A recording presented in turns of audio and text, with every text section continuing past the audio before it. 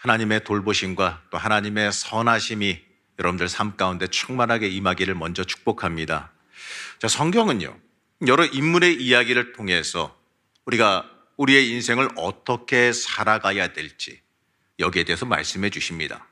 하나님은 성경에 등장하는 그 인물들의 삶을 통해서 그 속에 일어나는 그 역사를 통해서 우리가 살아가야 되는 인생의 방향, 하나님의 사람으로서 어떠한 삶을 살아가는지를 우리에게 잘 보여주시고 인도하시고 있습니다.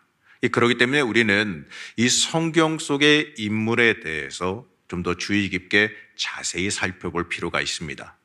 오늘 함께 본 이 사도행전 9장 말씀해 보게 되면 도르가라고 불리우는 여인이 등장합니다. 자, 이 도르가 어디서 많이 들어본 것 같기도 하고 아니면 좀 생소해서 처음 들어보는 이름 같기도 하죠.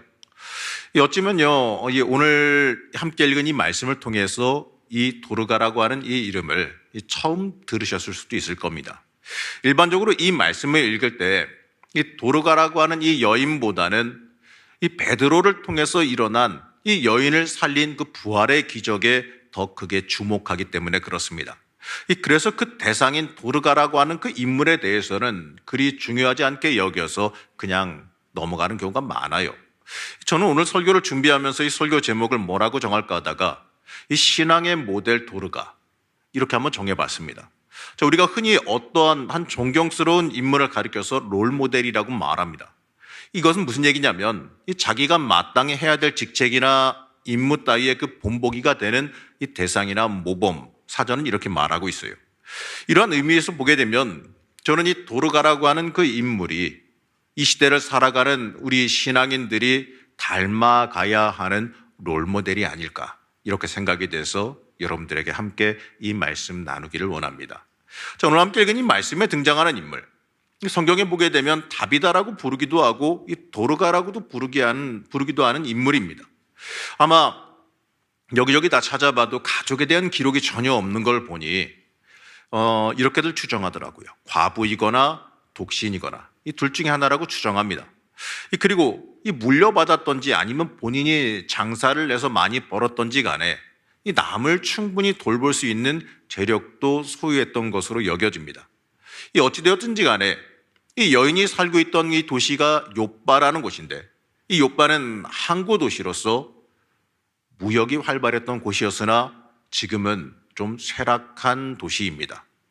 자, 엄밀히 한번 정리해서 말해보면 이 도르가라고 하는 과부이자 이 쇠락해가는 상업 도시에 사는 한 여인에 불과한 게 이 사람입니다. 어떤 사람은 이 말씀을 이 베드로의 사도성, 베드로의 권능을 위해서 기록된 한 가지의 사연에 불과하다 이렇게 말하기도 해요. 하지만 이 성경이 어디 그렇게 그냥 쉽게 기록됐어요.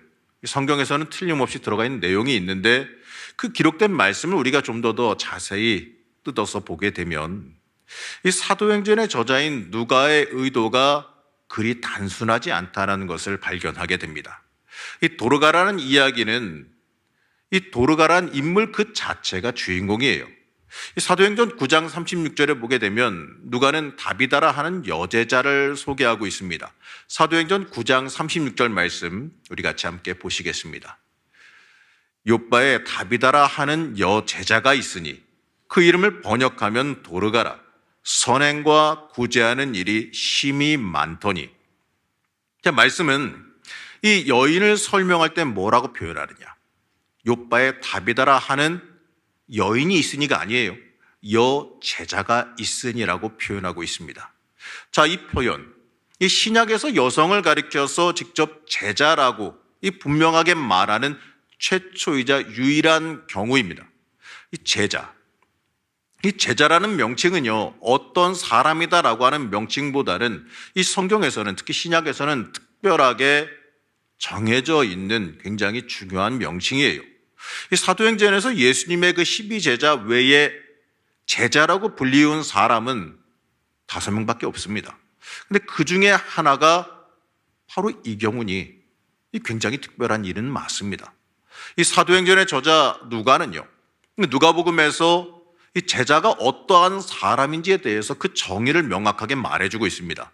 누가복음 14장 26절에서 27절 말씀 우리 같이 함께 보시겠습니다.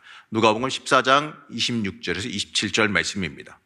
무릇 내게 오는 자가 자기 부모와 처자와 형제와 자매와 더욱이 자기 목숨까지 미워하지 아니하면 능히 내 제자가 되지 못하고 누구든지 자기 십자가를 지고 나를 따르지 않는 자도 능히 내 제자가 되지 못하리라.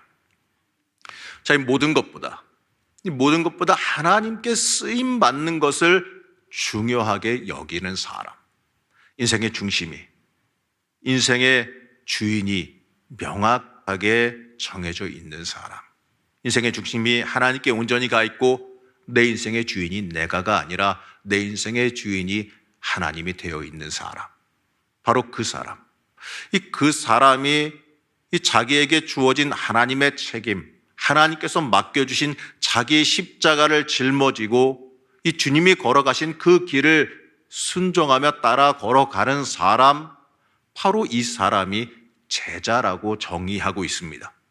이 삶의 모습을 보고 이 다른 이들이 이 기준에 맞는 사람이라고 불러줘야 하는 거니까 이 얼마나 엄청나게 큰 헌신이 필요한지 이 제자라는 명칭을 통해서 우리가 알 수가 있습니다.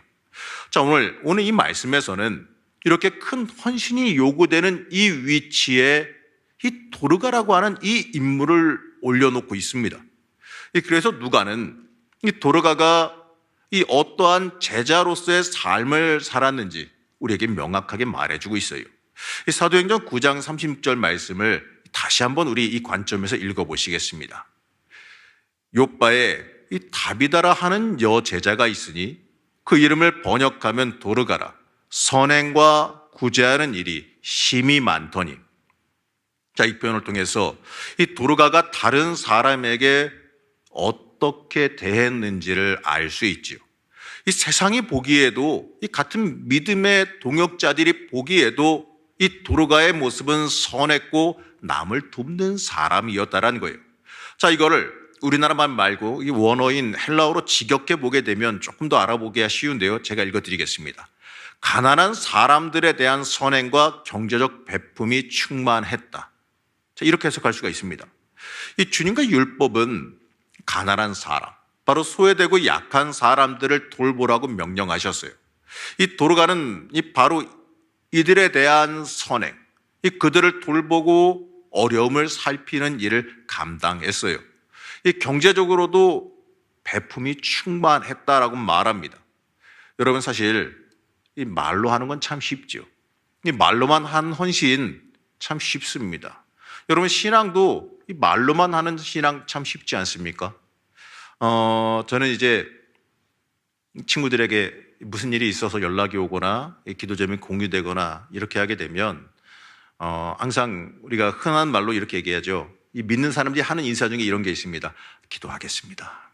아이고, 제가 기도하겠습니다. 여러분, 솔직히 가슴에 손 얹고 한번 생각해 봅시다. 기도하겠습니다 말해놓고 몇 번이나 기도하셨습니까? 어때요? 기도한다고 말해놓고 까먹으신 적 있지 않습니까? 아니면 내가 전혀 기도의 자리에서 혼자 기도하지도 않으면서 기도하겠습니다라는 말만 남발하고 다니지는 않았냐, 이겁니다. 저는 그래서 이 전화로 저에게 이제 뭔 일이 있다고 이제 연락 주시거나 하면은 나중에 기도할 게 아니에요. 왜냐하면 저도 사람인지라 까먹을 수 있잖아요. 그 자리에서 그냥 전화기 붙들고 바로 기도합니다. 왜냐하면 제가 어느 날 보니까 기도하겠습니다 이렇게 다 얘기해 놓고 안 하더라 이거죠. 그래서 동기들 이제 카톡방이나 이런 데에서 이제 교인에 무슨 일이 있다, 교회에 무슨 일이 있다, 아니면 본인의 무슨 일이 있다, 부모님이 아프시다 이렇게 연락이 오게 되면 기도하겠습니다 이렇게 문자를 보내기 전에 먼저 친구한테 전화해서 기도합니다. 왜냐하면 까먹을 것 같아서 기도해주고 그 다음에 친구들에게 기도하겠습니다가 아니라 난 기도했습니다라고 올리죠. 중요한 건 바로 이거예요. 우리가 말로만 하는 게 너무 쉽더라 이거죠. 어떻습니까, 여러분? 말로는 참 쉽지 않습니까? 이 신앙생활이라고 하는 게 말로는 너무나도 쉬운데 지켜 행하기는 쉬운 일이 아니라는 거죠. 그리고 또 여기서 말하는데 여기서는 이 경제적인 것을 말해요. 이 경제적인 것, 이것까지 감당하는 게 그리 쉽지가 않은 거거든요. 내가 가진 소유물을 포기하고 나눠야 한다라는 건데 이 사람인 이상 이 욕심이라는 것을 이겨내야 되기 때문에 쉬운 일이 아니에요.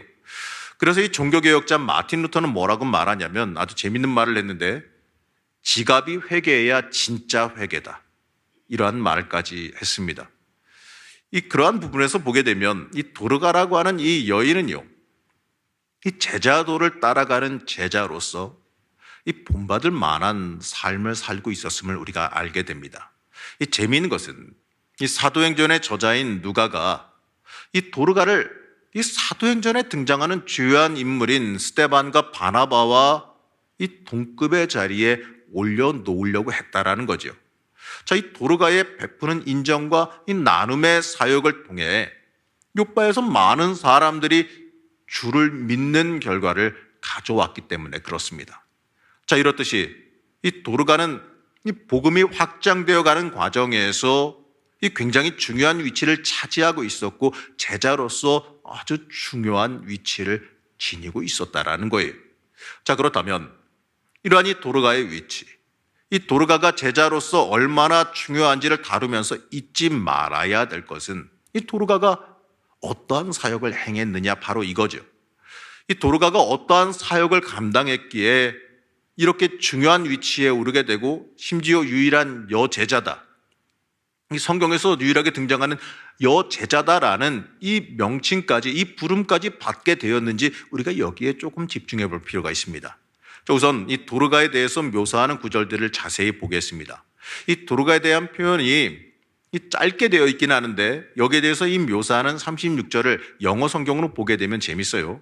이 NIV 영어 성경에서는 항상 선을 행하고 가난한 자들을 도왔다라고 해석하고 있고, 또 NASB 영어 성경에서는 친절과 자선의 행위가 충만했는데 그것은 그녀가 늘 하는 일이었다, 이렇게 표현합니다. 자, 모두가 공통사항이 있지요. 가난한 사람에게 선을 베풀고 후대하는 것이 일상이었다라고 분명히 말합니다. 어쩌다 한번 하는 것도 귀하지만 항상 늘 바로 이겁니다. 어느 때만 특별한 게 아니라 그냥 그 사람의 생활 자체였다라는 거예요. 이 도르가의 이러한 모습은 하나님께서 이 모든 그리스도인들에게 원하시는 모습이라고 말할 수가 있겠지요. 사도 바울은 말하기를 행위로 인해 구원을 받는 것은 아니라라고 말합니다. 하지만 이 그리스도인의 삶에서 선한 행위가 매우 중요하다고 말을 해요. 에베소서 2장 10절 말씀 우리 함께 보시겠습니다. 우리는 그가 만드신 바라 그리스도 예수 안에서 선한 일을 위하여 지으심을 받은 자니 이 일은 하나님이 전에 예비하사 우리로 그 가운데서 행하게 하려 하심이니라. 자, 이 그리스도인들은 선을 지속적으로 행함으로 이 바로 선행을 이 생활 방식으로 삼음으로써 이 자신들이 가치 있는 피조물, 바로 예술가 되시는 하나님의 작품임을 가장 분명하게 증언한다고 단언합니다. 맞습니다. 우리는요, 하나님의 작품이에요. 자, 옆 사람들 한번 보시기 바랍니다. 하나님의 작품입니다. 한번 감상들 한번 해보시지요. 부부간에는 조금 좀 감상이 안 되긴 하겠지만 그래도 여러분, 하나님의 작품들입니다. 한번 감상해 보십시오. 여러분, 근데 어떻습니까? 그 작품이 작품으로서의 가치가 있으십니까? 네, 잘하셨습니다. 맞습니다. 여러분, 우리는요, 하나님의 작품이에요. 하나님께서 사용하시기 위해서 만드신 하나님의 작품입니다. 우리를 하나님의 선한 일에 사용하기 위해서 만드셨음을, 그러기 위해서 우리를 부르셨음을 잊지 말아야 됩니다. 우리가 살아가는 삶 속에서 우리는 얼마나 하나님의 만드신 목적에 맞게 살고 있는지 내 스스로를 돌아보고 점검해 볼 필요가 있어요. 이 사도 바울은 디도서 2장 14절에서 이렇게 말합니다. 디도서 2장 14절 함께 보시겠습니다. 그가 우리를 대신하여 자신을 주심은 모든 불법에서 우리를 속량하시고 우리를 깨끗하게 하사 선한 일을 열심히 하는 자기 백성이 되게 하려 하심이라. 바로 그리스도 예수를 통해서 이 구속함을 받고 깨끗함을 받은 성도는 선한 일을 열심히 하는 사람이 돼야 한다는 거죠. 예수 그리스도께서 이 자기의 몸을 내어주시면서 우리를 구원하신 이유가 우리를 선한 일에 열심내는 백성으로 삼기 위함이다. 이렇게 말합니다. 자, 우리는 늘 말하기를 구원받은 사람이라고 말합니다. 맞죠? 여러분들 구원받으셨죠? 이렇게 다른 건 몰라도 이런 데다 비리비리하면 안 돼요. 여러분 구원받으셨죠? 제가 이제 힘이 없게 물어봐도 마치 항의하듯이 뭐 그런 걸 물어보냐는 식으로 당연하게 외쳐야 되는 게 구원에 관한 이야기입니다. 다시 한번 여쭤볼까요? 여러분 구원받으셨죠? 네, 그거 하나만큼은 놓치지 마시기 바랍니다. 우리는 구원받았어요. 예수님의 대속의 은총으로 인해서 우리는 구원받았습니다. 이거는 명확한 사실입니다. 의심하지 마십시오. 자, 그러면 이 구원받은 사람으로서 당연히 감당해야 하는 모습이 있다라는 거예요. 이 구원받은 증거로서 나타나야 되는 이 변화의 모습이 있어야 되는데, 자, 여러분, 얼마나 구원받은 사람으로서 그에 합당한 모습을 보이며 살아가고 있습니까? 얼마나 구원받은 사람으로서 합당한 열매를 맺으며 살아가고 있느냐 이겁니다. 이 주님께서 우리를 위해서 피 흘리셨습니다. 우리를 구원하시기 위해서 피 흘리셨어요. 그런데 그 보혈을 내가 혹시라도 내 멋대로 살아가면서 가치 없게 만들고 있지는 않느냐 이겁니다. 오늘 말씀에 등장하는 이 도르가는 분명 바울이 외치는 이러한 요구에 순종하는 바람직한 신앙의 롤모델입니다. 어쩌면 누가가 말하려고 하는 진정한 하나님의 걸작이 바로 이 도르가의 모습은 아닐까 이렇게 생각이 됩니다. 욥바의 다른 그리스도인들이 모두 이 도르가라고 하는 이 사람을 인정한 것을 볼 때에 이 도르가는 이 선한 일의 열심인 모습을 일상에서 늘 지속적으로 확실하게 보여주고 있다는 걸 알 수가 있어요. 이 도르가는 대단한 영성을 지닌 유명한 사람은 아닙니다. 이 현실 세계에서 선행을 베풀며 살았던 아름답고도 실제적인 신앙의 모범을 보인 사람이었다는 거예요. 자, 그렇기 때문에 우리 일반적인 성도들이 따라야 되는 가장 일반적인 모델이라는 겁니다. 이 도르가가 욥바에서 이 욥바의 그 교회에서 귀한 제자도를 보인 것은 이러한 경건하고 일관된 생활을 했기 때문에 그래요.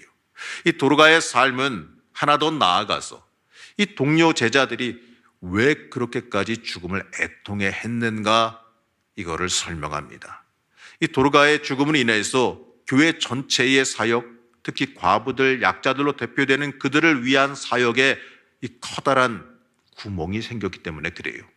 무엇으로도 대체할 수 없는 공백이 생긴 겁니다. 그의 희생과 사역에 대한 안타까움, 그리고 그에 따른 고마움, 또 그를 통해 본 주님의 모습이 떠올랐기 때문에 그래요.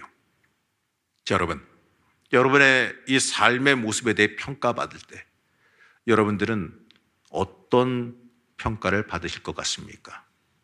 주님 앞에 갔을 때 주님께서 여러분들을 어떻게 평가하실 것 같아요? 여러분들이 세상 떠났을 때에 여러분의 가족들, 여러분의 주변 사람들, 같은 신앙의 동료들이 여러분들을 어떻게 평가할 것 같습니까? 도르가는 이 죽음 이후의 동역자들에게, 이 주변 사람들에게 참된 제자의 삶을 산 것으로 평가받았습니다. 그의 죽음을 사람들이 안타까워했어요. 그의 선함을, 예수 닮아가는 삶을 살아간 것을 주변 사람들이 증언합니다. 우리 사랑하는 성도 여러분, 우리의 인생이 이뤄야 될 줄로 믿습니다. 우리의 삶이 끝났을 때에 우리의 주변에 대한 평가가 이러해야 합니다. 우리의 삶의 평가가 하나님의 작품으로서 하나님께서 원하시는 선한 일을 감당하며 살아갔다라고 하는 그 평가가 있어야 하지 않겠습니까? 우리는 그렇게 만들어진 존재들이기 때문에 그렇습니다. 이 도르가의 모습, 이러한 평가를 받은 제자의 모습이 내 인생의 모습이 되어야 합니다. 여러분들도 그러한 참된 제자들의 모습으로 살아가길 축복합니다. 자, 이 사도행전을 기록한 누가는 의사입니다. 그러다 보니까 이 시신의 처리 같은 부분에도 굉장히 좀 더 정확하게 묘사하는 걸 알 수 있습니다. 이 기록하기를 어떻게 기록하냐면 시체를 씻어 다락에 누이니라 이렇게 기록합니다. 시신을 씻어 누였다 이렇게 말해요. 이거는요, 우리도 알고 있는 이 사후 시신의 처리 과정을 행했다는 걸로 볼 수가 있겠죠. 이 도르가는 욥바에서 사람들에게 크게 존경받던 사람이기 때문에 사람들이 당연히 그의 시신을 매우 정중하게 다뤘을 거예요. 그래서 타락에 모셔놓았을 겁니다. 그런데 이 정중하기는 한데 당시 시신의 처리 과정에서 빠진 부분이 있어요. 자, 여러분, 예수님이 십자가에 달려 돌아가신 후에 그 후에 시신 처리 과정을 보게 되면 그때 당시에 일반적인 시신 처리 과정을 알 수가 있지요. 시신에 기름을 바르고 향품과 세마포로 둘러쌌어야 되는 겁니다. 예수님도 그렇게 했습니다. 그런데 이 도르가에 대해서는 이러한 공식적인 시신 처리 절차를 하지 않고 그저 씻어서 다락에 뉘었다라고만 말해요. 거기다가 이 지역이 어떤 지역이었냐면 좀 더운 곳이에요. 그러면 어떻습니까? 더운 곳에서는 이 냉장 처리가 안 되니까 시신 처리가 굉장히 빠르게 진행돼야 되고 장례 처리도 빠르게 진행돼야 되는 곳입니다. 그게 일상이었을 겁니다. 근데 그렇지 않았어요. 이걸 보게 되면요. 도르가가 죽었고 그날 밤에 그날 다락방에 안치되었다라고 성경은 말하는데 그 교회가 다음날 아침 일찍 16km 정도 떨어진 그 롯다에 사람을 보내서 베드로를 불러서 빨리 오시라고 청했다라고 말합니다. 자, 그렇다면요. 베드로한테 가서 그를 모시고 돌아오는 것. 지금처럼 여러분 차 몰고 그냥 나가면 되는 게 아니에요. 걸어가야 되고 배 타고 가야 되고 여러 가지 시간을 생각하게 되면 꽤 먼 거리입니다.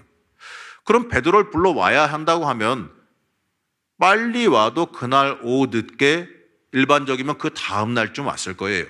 그러면 하루 이상이 지났을 거예요. 그러니까 시신에서 악취가 날 가능성이 많겠지요.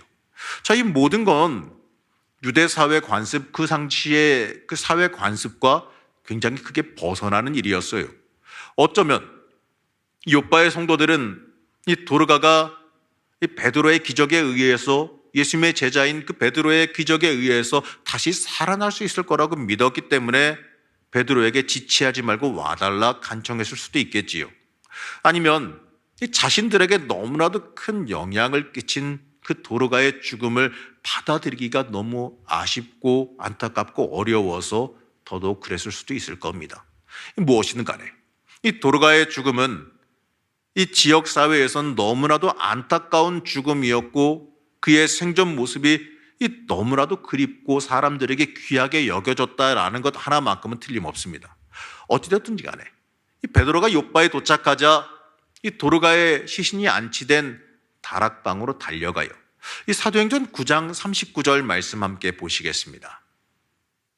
베드로가 일어나 그들과 함께 가서 이르매 그들이 데리고 다락방에 올라가니 모든 과부가 베드로 곁에 서서 울며 도르가가 그들과 함께 있을 때에 지은 속옷과 겉옷을 다 내보이거늘.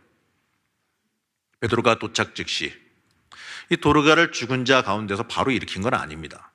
베드로는 먼저 이 도르가에게 돌봄을 받은 과부들이 제시하는 이 도르가의 열매를 보게 됩니다. 이들은 이 베드로에게 이 도르가가 그들과 함께 있을 때 지은 속옷과 겉옷을 다 내어 보여줘요. 이 베드로가 온다 하니까 이 준비해서 가져와서 이렇게 보여준 걸 수도 있겠지만 이 대부분은 이럴 것 같아요. 이 도르가가 쥐어진 옷을 입고 있다가 베드로에게 내어 보이면서 이 도르가가 이렇게 해준 겁니다. 이렇게 내어 보여줬을 가능성이 많습니다. 이 과부들이 어떻게 보게 되면 베드로는 좀 당황스러웠을 겁니다. 과부들이 베드로에게 이 때 아닌 어떻게 보게 되면 때 아닌 이 패션쇼를 갑자기 베드로 앞에 보이니까 베드로의 입장에서는 이거 웃을 수도 없고 참 당황스러운 상황이었을 거예요. 베드로는 당황스러울 수도 있지만 이들에게는 아마도 은인이었던 그 도르가의 죽음에 대한 예의를 표하는 과정이었을지도 모르겠습니다. 하지만 이 과부들은 이 베드로에게 도르가가 이러한 사람이었다라는 것, 어쩌면 부활할 자격이 있는 사람이라는 것을 확인시키기 위해서 이 베드로에게 필사적인 노력을 하면서 어필하고 있는 걸 수도 있겠지요. 이러한 이 과부들의 이 행한 모습은 이 도르가라고 하는 이 한 사람의 하나님을 향한 꾸준한 삶, 바로 참된 제자의 삶이 이 얼마나 선한 영향력을 끼쳤는지를 이 잘 증명해 보여주는 사실입니다. 이 자신들이 할 수 있는 범위에서 늘 약자를 돌보는 그 모습, 이러한 이 선한 모습은 하나님의 영광을 드러내는 삶을 살게 되어집니다. 이 도르가의 이러한 모습이 하나님의 진짜 영광을 드러내는 모습 아니겠습니까? 여러분, 우리가 무슨 큰 헌신을 하고 큰 일을 해서 하나님께 영광 돌리는 게 아니에요. 여러분 소소한 인생 가운데, 여러분의 삶 가운데 얼마든지 하나님께 영광 드러내는 일을 행하며 살아갈 수 있다는 겁니다. 이 당시 별다른 생계수단이 마땅하지 않았던 그 과부들, 이 약자들로 대변되는 과부들을 돌보고 그 외에 가난한 자들을 긍휼히 여기면서 베풀었던 그 도르가의 삶은 하나님의 작품으로서 하나님께서 원하시는 선한 삶을 살아간 겁니다.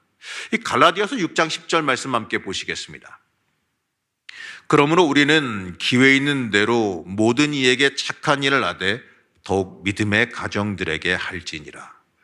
자, 사도 바울이 믿음의 형제들에게 권면한 이 말씀, 더욱 믿음의 가정들에게 선을 행하라. 이 말의 의미를 이 도르가는 구체적으로 삶으로 실천했어요. 실제로 도르가가 행한 이 일이 전 교회적으로 이 과부들, 소외된 자들을 위해 교회의 돌봄과 지원에 대한 관심과 논의를 불러일으켰어요. 그래서 온 교회가 이 구제 사역을 힘쓰는 결과로 가져오게 됩니다. 하나님께서는 이러한 도르가를 결론적으로요, 이 베드로를 통해서 살리셨습니다. 물론 하나님께서 그를 살린 이유는 우리가 알 수 없죠. 그건 하나님의 일이니까. 그리고 그게 그를 살리는 게 무엇을 의미하는지 사실 그것도 우리는 잘 모릅니다.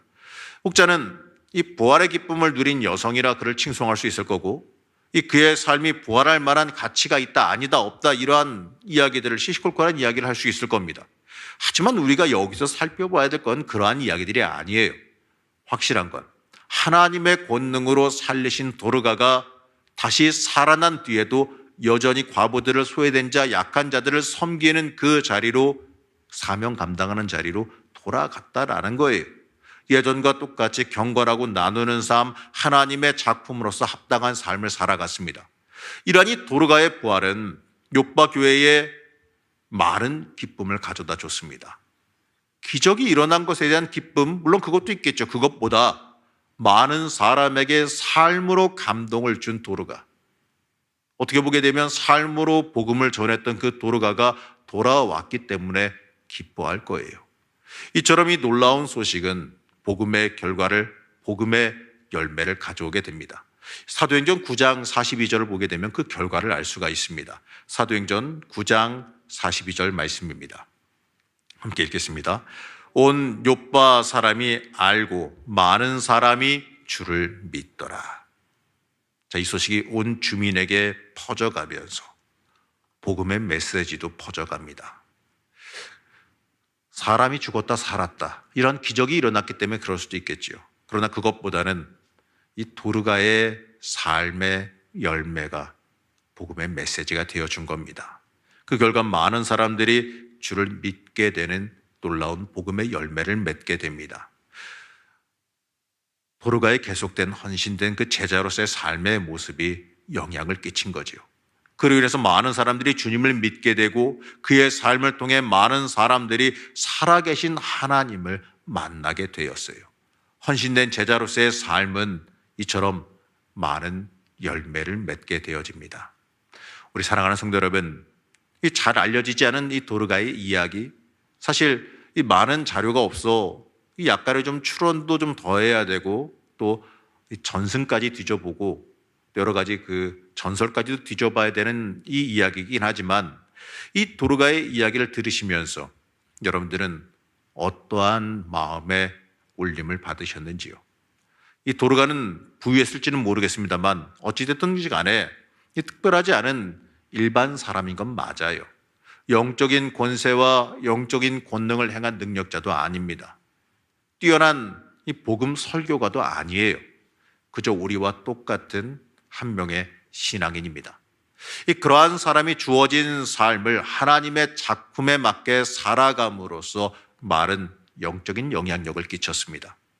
어쩌면 당시에 주체적으로 무엇인가 주도해서 일을 행하기에 힘든 여인이라고 하는 이 제약도 있을 수가 있었겠지요. 하지만 중요한 건 그런 조건일지라도 행함으로 제자됨의 모습을, 구원받은 사람으로서의 합당한 모습을, 구원받은 사람으로서 합당한 열매를 맺었다라는 겁니다. 여러분도 도르가와 똑같은 신앙인들이에요. 우리도 주님 만난 사람들이고 우리도 구원받은 사람들입니다. 그러면 여러분, 이러한 질문 하나 드려볼까요? 여러분들은 어떠한 열매를 맺고 계십니까? 우리는 하나님의 작품으로서 어떠한 열매를 맺고 계십니까? 아까 주위 둘러보시면서 옆 사람들에게 물어봤죠. 하나님의 작품입니다. 그러면 한 번 더 물어보겠습니다. 어떤 열매를 맺고 계십니까? 대답은 듣지 마세요. 대답은 하지 마세요. 그냥 한번 물어보세요. 한번 물어보시기 바랍니다.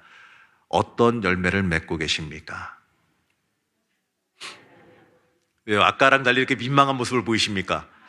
아까 하나님의 작품입니다 이럴 때는 활짝 웃으시면서 기분 좋게 이야기하시더니 어떤 열매를 맺고 계십니까? 이런 질문을 하라 그랬더니 왜 이렇게 민망한 표정들을 지으십니까?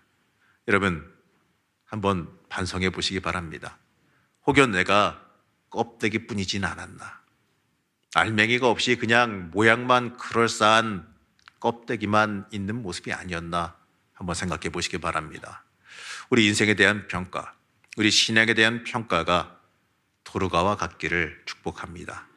하나님께서 도르가만 특별하게 부르신 거 아니에요. 우리도 똑같이 이 도르가와 같은 신앙인으로 부르셨습니다.